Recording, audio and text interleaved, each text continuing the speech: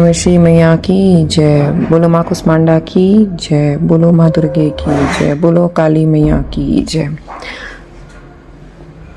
आज चैत्र नवरात्रि का चौथा दिन है, जिस दिन माँ कुष्मांडा की पूजा की जाती है। चैत्र नवरात्रि 2026 का आज चौथा दिन। इस व्रत कथा के बिना अधूरी है माँ कुष्मांडा की पूजा। माता कुष्मांडा की आराधना के समय व्रत कथा का पाठ करना बेहद शुभ माना जाता है। कहते हैं कि इससे माता प्रसन्न होती है और भक्तों को आशीर्वाद देती है।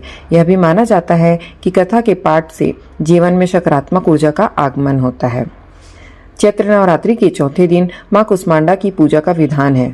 कु का अर्थ है छोटा, श्रम का अर्थ है ऊर्जा और अंडा का अर्थ है ब्रह्मांड। मान्यता है कि जब सृष्टि का अस्तित्व नहीं था तो चारों ओर घना अंधकार था, तब माँ ने अपनी मंद मुस्कान से ब्रह्मांड की रचना की थी, इसलिए इन्हें कुष्मांडा का कहा जाता है।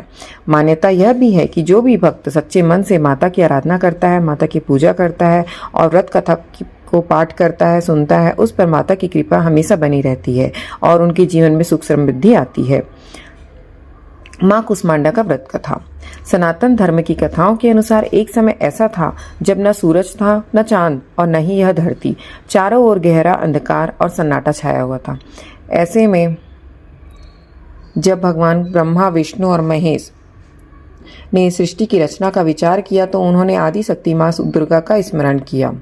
तब माँ दुर्गा ने कुष्मांडा के रूप में प्रकट होकर एक हल्की मुस्कान बिखेरी। उनकी उस मंद हंसी से ऊर्जा की लहरें उत्पन्न हुई और देखते ही देखते अंधकार दूर हो गया तथा पूरे ब्रह्मांड की रचना हो गई। चूंकि माँ ने अपनी मुस्कान से इस पूरे ब्रह्मांड को उत्पन्न किया, इसलिए उनका नाम कुष्मांडा पड़ा।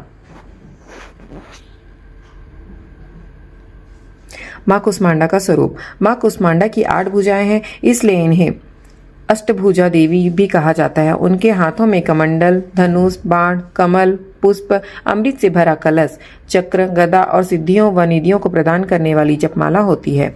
महासिंह की सवारी होती है। शास्त्रों के अनुसार माँ कुष्मांडा का निवास सूर्यलोक में माना जाता है। माँ कुष्मांडा की पूजा का महत्व।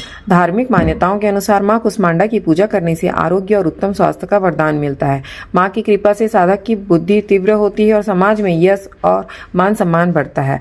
आध्यात्मिक साधनों के लिए यह दिन अनाहत चक्रों को जागृत कर सिद्धियां प्राप्त करने का विशेष अवसर माना जाता है। बोलो कुष्मांडा मैया की जय। बोलो माँ परमेश्वरी की जय।